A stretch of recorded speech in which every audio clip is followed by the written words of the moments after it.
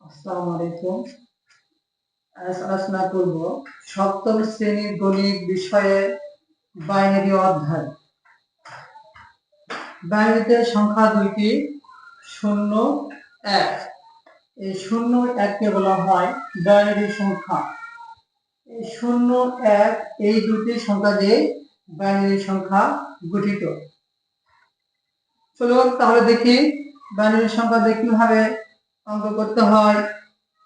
প্রশ্নটা আছে নিচে দশমিক সংখ্যাগুলোকে বাইনারিতে এবং বাইনারি সংখ্যাগুলোকে দশমিকে রূপান্তর করো। নাম্বার 1,